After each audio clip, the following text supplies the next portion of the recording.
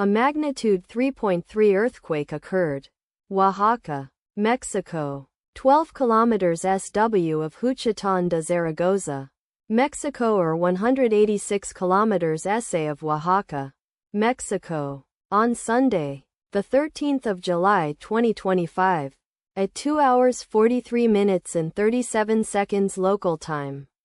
The quake had a depth of 8 kilometers and was not felt, or at least not reported so.